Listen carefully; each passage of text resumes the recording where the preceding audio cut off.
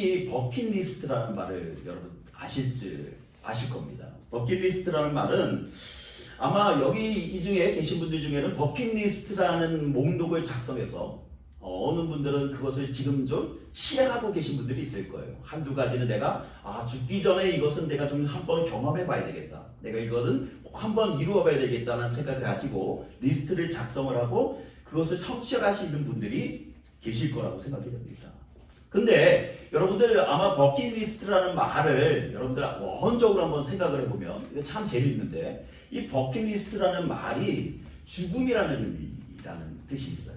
왜 죽음이라는 의미가 있냐면 이 버킷리스트라는 말을 이렇게 찾아보니까요. 이 버킷리스트가 영어로 직역을 하면 뭐냐면 양동이를 걷어차다라는 의미가 있어요. 여러분들 아셨나요? 양동이를 걷어차다라는 의미가 있다는 거예요. 버킷리스트가.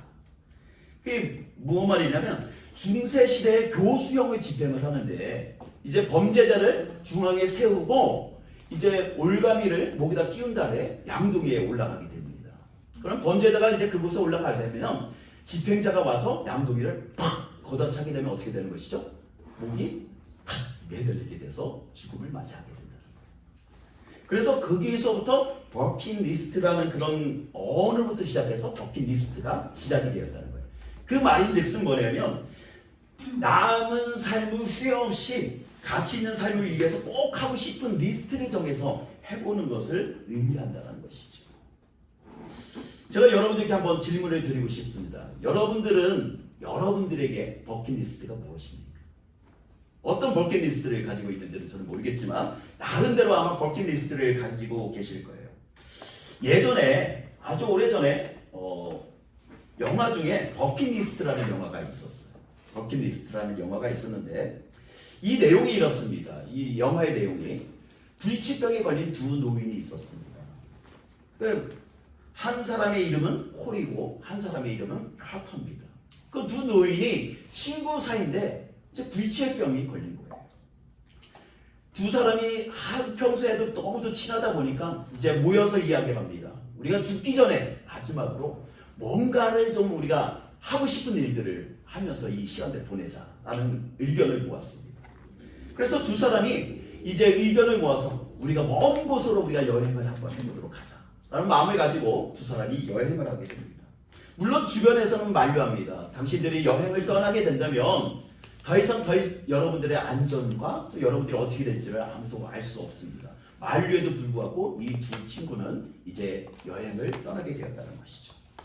이집트에 머물러서 그곳에 단돌해서 황홀해지는 이집트 피라미드를 바라보면서 두 친구가 대화를 합니다.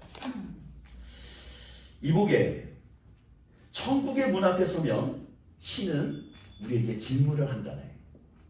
그 질문이 무엇인지 알아? 첫 번째는 인생의 기쁨을 찾았는가라는 질문이라는 거예요. 둘째는 자네의 인생이 다른 사람을 기쁘게 했나라는 질문을 한다는 거예요. 첫 번째 질문에는 그 질문을 받은 친구는 자신 있게 나는 내 기쁨이 무엇인지를 찾았어 라고 대답을 했지만 두 번째 질문에는 이어 답을 하지 못했다는 거예요. 아무리 우리가 많은 것을 이루고 누려도 다른 사람을 기쁘게 하지 못한다. 진정한 기쁨을 누린 인생이라고 말할 수 없다는 말입니다. 여러분, 결국 우리가 바라는 것도 같습니다. 우리가 이 세상을 살아가는 동안 우리가 원하는 것은 무엇일까요? 행복하기를 원해요. 기쁘기를 원한다는 것이죠. 그런데 중요한 것은 그 기쁨의 근거가 어디에 있냐라는 거예요. 여러분, 우리의 기쁨의 근거는 어디로부터 비롯되죠? 제가 생각해 보니까요, 우리는 대부분 성취에서 왔습니다. 내가 목표한 바에서 성취하면 나에게 기쁨이 와요. 또 내가 건강하다 진단을 받으면 또한 기쁨입니다. 관계에서 오는 기쁨도 있습니다.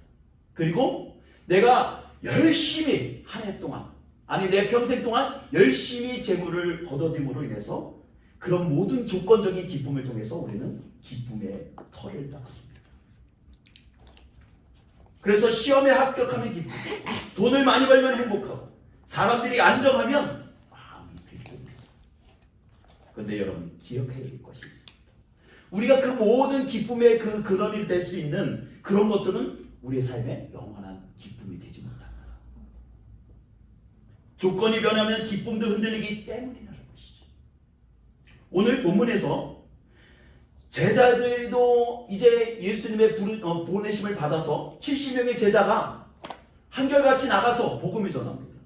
그곳에서 많은 일들이 일어나기 시작했어요. 회심하고 병든 자가 일어나고 그곳 가운데 귀신이 떠나가는 일들이 일어났다는 거예요. 제자들이 돌아왔을 때 그들은 기쁠 수밖에 없었습니다. 왜 기뻤을까요? 예수님의 이름으로 그들에게 복음을 전했더니 뭐예요? 귀신이 떠나가고 그곳에 능력이 나타났기 때문에 너무 기뻤다는 것이죠. 근데 예수님은 그 이야기를 들으시고 이어서 말씀하십니다. 너희들이 그것으로 인해서 기뻐하지 마.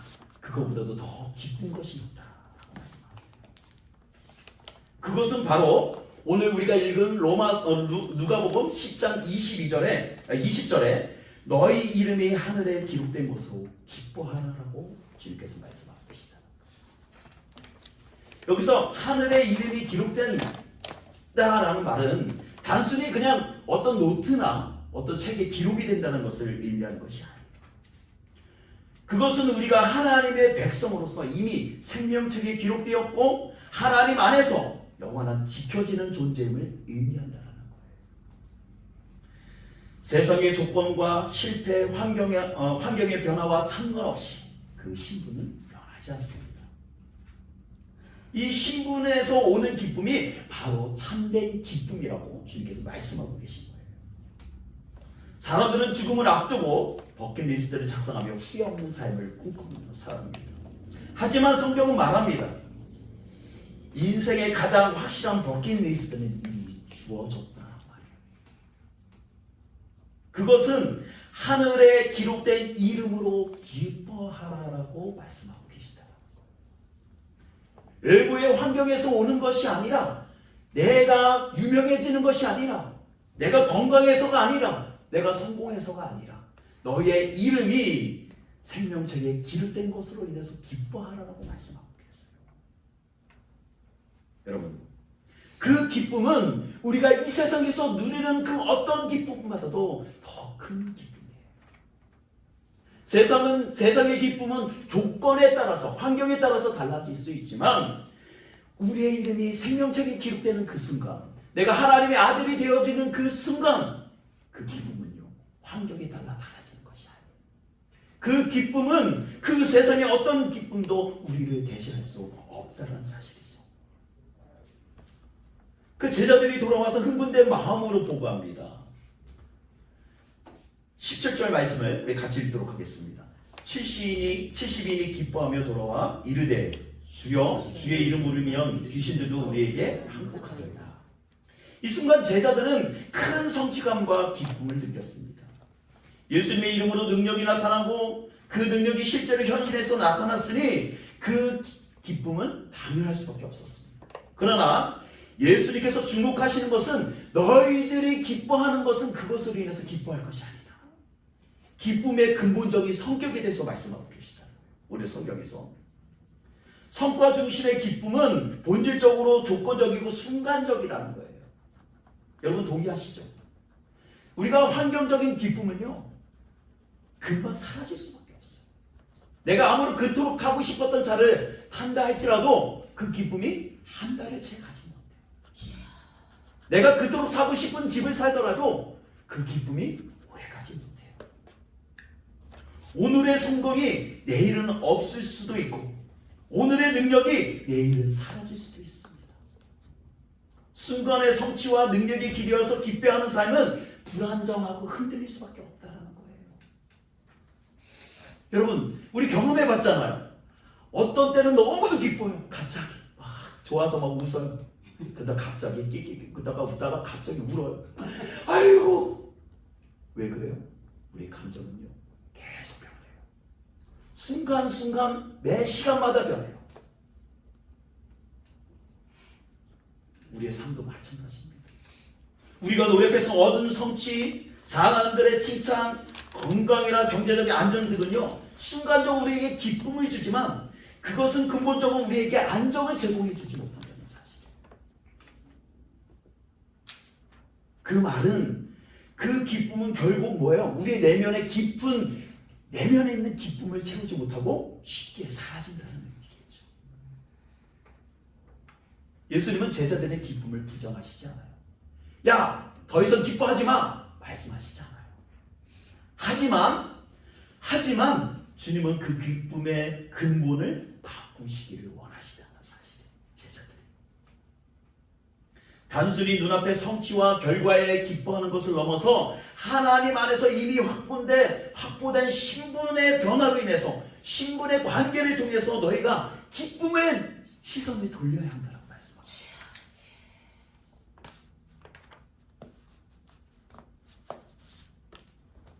예수님은 제자들의 보고를 들으면서 부정하지 않으십니다. 오히려 말씀하십니다. 18절부터 19절, 20절 말씀입니다. 우리 같이 읽습니다. 예수께서 이르시되 사탄의 하늘로부터 번개같이 떨어지는 것을 내가 보았노라. 내가 너에게 뱀과 전갈을 밟으며 원수의 모든 능력을 제할 권능을 주었으니 너희를 해칠 자가 결코 없으리라. 그러나 귀신들이 너에게 행복하는 그것으로 기뻐하지 말고 너희 이름이 하늘에 기록된 것으로 기뻐하라 하시니라. 아멘. 여기 뭐라고 되어 있죠?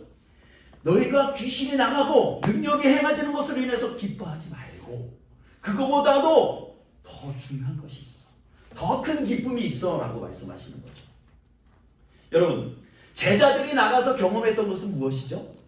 그들이 나가서 복음을 증거할 때 사탄이 하늘로부터 번개같이 떨어지고 그곳 가운데 능력이 일어나고 귀신 들린 자가 병고침을 받아요. 여러분, 그 말인즉슨 뭐예요? 제자들이 나가서 복음을 증거할 때 그곳 가운데 하나님의 나라가 그곳 가운데 임했다라는 거예요. 하나님의 능력이 그곳 가운데 임했다라는 거예요. 누구를 통해서? 보냄을 받은 70인의 제자를 통해서 그곳 가운데 놀라운 일들이 일어났다는 것이죠. 하나님의 통치가 그곳 가운데서 시작됐다라고 말하는 거예요. 근데 예수님은 그거보다도 더 기쁨이 있다라고 하시면서 오늘 본문에 중요한 핵심 단어를 하나 주시고 계세요. 그 단어는 바로 그러나라는 단어예요. 그러나라는 단어. 이 그러나라는 단어는 헬라어로 플랜이라는 말이에요. 플랜. 이 플랜이라는 단어는 부사이지만 접속 부사로서 앞문장과 뒷문장이 이어지는 역할을 하기도 해요. 때때로는. 그러나라고 할 때 이게 앞문장과 뒷문장이 연결되어질 때 쓰는 말이죠. 그런데 여기에서는 뭐냐면 그러나, 다만, 오히려라는 대조, 제한적인 의미를 가지고 있다는 거예요. 여기서 기록될 때 그러나라는 단어.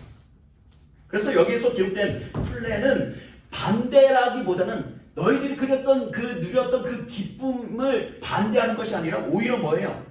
그것도 사실이지만 너희들이 경험하는 그 기쁨도 사실이긴 하지만 그것보다도 더 중요한 것이 있다라고 말씀하시기 위해서 그러나라는 단어를 사용합니다. 그러나라는 단어는 그러니까 기쁨의 초점을 다시 조정해라라는 의미가 있다는 거예요. 너희가 그것으로 인해서 기뻤어? 귀신이 나간 것으로 인해서 기뻤어? 병고침으로 인해서 너희가 기뻤어? 그러나 너의 기쁨의 초점은 조정해야 돼. 이렇게 말씀하고 계시는 거예요. 예수님은 그러나라는 다른 말을 사용하시며 두 가지 기쁨을 말씀하십니다. 첫 번째는 조건적이고 순간적인 성과 중심의 기쁨이에요. 여러분, 이것은요 우리가 일상생활에서 느끼는 모든 기쁨을 의미하는 거예요. 내가 뭔가를 해서 얻는 것, 내가 뭔가를 성취해서 얻는 기쁨을 말씀하시고 계시죠. 조건적인 기쁨이죠. 또 하나는 구원과 신분에 근거한 기쁨이라는 거예요. 예수님께서 말씀하시는 거예요. 성과 중심의 기쁨은 언제든지 상황에 따라서 달라질 수 있습니다. 그러나 신분의 변화, 즉 하늘의 이름에 기록된 이름으로 오는 기쁨은 결코 흔들리지 않는다는 거예요. 여기서 우리가 주목해야 할 점은 예수님이 단순히 위로만 주신 것이 아니라 삶의 기쁨의 뿌리를 근본적으로 바꾸도록 초청하고 계시다는 사실이에요. 여러분들이 이제껏 내가 얻은 것으로 인해서, 성취된 것으로 인해서, 내가 건강한 것으로 인해서, 내 자녀가 잘 될 점으로 인해서 기쁨을 누렸다면 이제는 1차적인 기쁨에서 뭐 하라는 거예요? 여러분들의 시선을 돌려서, 우리의 시선을 돌려서 누구를 보라는 거예요? 내 이름이 생명책에 기록된 것으로 인해서 기뻐해야 한다라고 말씀하시고 계시는 거겠죠. 그러면 하늘에 기록된 이름이라는 말은 단순한 말이 아니에요. 그것은 우리가 하나님의 백성으로서 생명책에 기록이 되어 있고 하나님 앞에서 영원히 지켜질 존재라는 것을 의미하는 것이죠. 그래서 예수님은 이어서 하나님께 감사함으로 기도를 드립니다. 우리 같이 한번 읽어보겠습니다.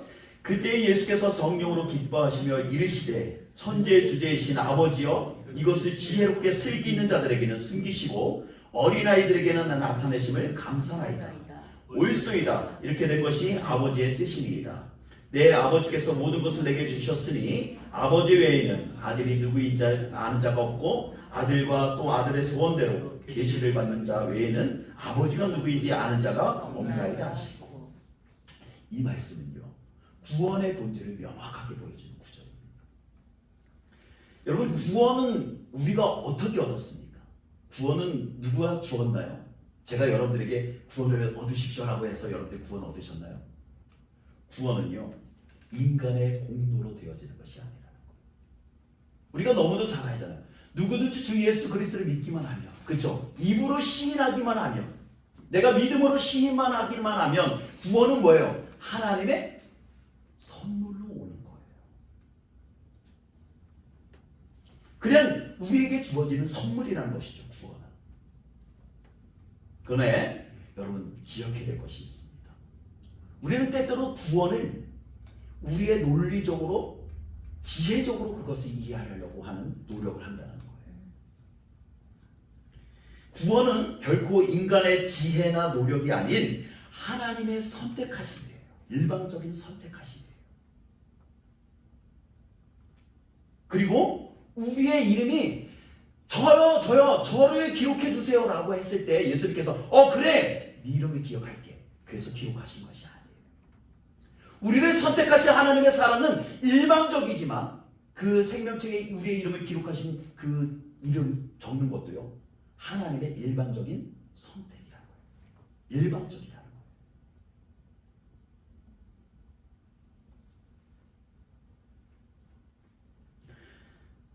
우리의 삶에서 이 신분의 기쁨의 의미는 깊습니다.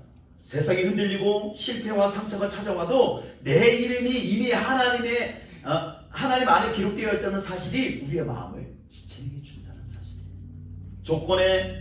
조건과 성취에 기대지 않는 기쁨은 어떤 폭풍이 와도 우리를 흔들지 못한다는 거예요.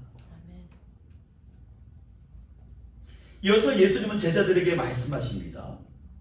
제가 읽어드릴게요. 제자들을 돌아보시며 조용히 이르시되 너희가 보는 것을 보는 눈은 복이 있도다. 내가 너희에게 말하노니 많은 선지자와 임금이 너희가 보는 바를 보고자 하였을 때 보지 못하였으며 너희가 듣는 바를 듣고자 하였을 때 듣지 못하였느니라. 이 말의 뜻은 뭐냐면 구약의 선지자와 왕들은 그것을 갈망했다는 거예요. 하나님의 은혜를 갈망했다는 거예요. 그렇지만 지금 제자들은 뭐예요? 그 은혜를 지금 자기들의 눈앞에서 그것을 경험하고 있는 거예요. 이미 하나님의 구원의 계획이 이루어졌고 제자들의 삶 가운데서, 우리들의 삶 가운데서 그것이 실현되어져 가고 있다는 사실이죠. 오늘 우리에게도 마찬가지입니다. 우리가 예수 그리스도 안에서 구원의 은혜를 누리고 있다면 우리는 세상의 조건과 바람에 흔들리지 않는 참된 복을 받은 사람들이에요. 우리는 이제 우리의 기쁨을 세상적인 조건이나 성공에 기대지 않아도 돼요. 세상의 풍파가 몰아쳐도 실패와 상처가 찾아와도 우리의 기쁨의 뿌리는 이미 생명책에 기록된 대로, 우리의 뿌리가 하나님께 박힌 대로 우리는 흔들리지 않는 기쁨을 우리 가운데 가지게 되었다는 말이에요. 여러분, 우리가 이제 그것을 가졌으니 우리 마음껏 누려도 되지 않을까요? 마음껏 기뻐해도 되지 않을까요? 남들이 슬퍼하는 것처럼 다 슬퍼하고 세상의 일로 인해서 되어지지 않는 일로 인해서 내가 선택되어지지 않는 일로 인해서 내가 성공하지 못한 일로 인해서 아파하기보다 슬퍼하기보다는 내 이름이 생명책에 기록된 것으로 인해서 내가 하나님의 자녀가 되어진 사실로 인해서 우리 모두가 전부를 기뻐할 수 있었으면 좋겠어요. 그래, 나는 괜찮아. 나는 그래도 기뻐. 세상 사람들이 나를 기억해 주지 않아도, 나는 세상에서 성공하지 않아도 나는 기뻐. 그것이 그리스도인이 걸어가야 할 길이에요. 말씀을 마무리합니다. 사랑하는 성도 여러분, 오늘 예수님 우리에게 기쁨의 근본을 새롭게 하라고 말씀하십니다. 눈앞의 성과 때문에, 환경과 조건 때문에 일희일비하지 말고, 이 말은 일희일비라는 말은 하루가 좋다고 너무 기뻐하지 말고 하루가 안 좋다고 너무 슬퍼하지 말라는 말이겠죠. 이 조상들의 지혜가 여기에 담겨져 있어요. 정말 귀한 말이죠. 우리도 우리의 인생을 하루하루에 그 되어진 일 때문에 기뻐하거나 슬퍼하지 말라는 거예요. 여러분, 우리의 인생이 긴가요? 길지 않아요. 아무리 시대가 좋아졌다 할지라도, 100세 시대라고 할지라도 우리에게는 뭐가 있어요? 언젠가는 주님 앞에 서게 되는 시간들이 있어요. 그 시간들을 생각할 때 우리가 이 세상에서 잠시 머물다 가는 인생이 일희일비라면 얼마나 그 인생이 불쌍하겠어. 주님께서는 우리의 그 연약함을 아시기에 너희가 오늘도 슬퍼하고 너희들이 오늘도 기뻐할 줄을 알기 때문에 일희일비하지 말고 너희 이름이 생명책에 기록된 것으로 인해서 기뻐해라 하고 말씀하시는 거예요. 그리고 십자가에 보장된 구원에 대해서 기뻐하십시오. 그리고 우리의 이름이 생명책에 기록된 사실로 인해서 기뻐하시기를 부탁을 드립니다. 여러분, 그 상황은 누구도 흔들 수가 없어요. 세상의 조건도, 세상의 그 어떤 환경적인 것도 우리의 기쁨을 빼앗을 수가 없어요. 여러분, 초대교회 그리스도인들이 그 많은 핍박을 받았음에도 그들이 기꺼이 죽음을 기쁨으로 맞이할 수 있었던 것은 뭐예요? 내가 잠시 동안의 이 당하는 이 고통을 지나고 나면 내 아버지가 기다리시는 천국에서 아픔도 없이 슬픔도 없이 그 어떤 고통도 없는 그곳에서 내가 거하게 되리라는 기쁨이 그에게 있었기 때문에, 여러분, 현재를 살아가는 우리들에게 정말 필요한 것은 무엇입니까? 정말로 여러분들의 기도를 하나님께서 들으셔서 여러분들의 인생이 잘 되어지고 만사형통되어졌더라, 그렇게 기록되어지는 걸까요? 주님은 그것을 원치 않으시고, 그것보다 내가 비록 그리 아니하실지라도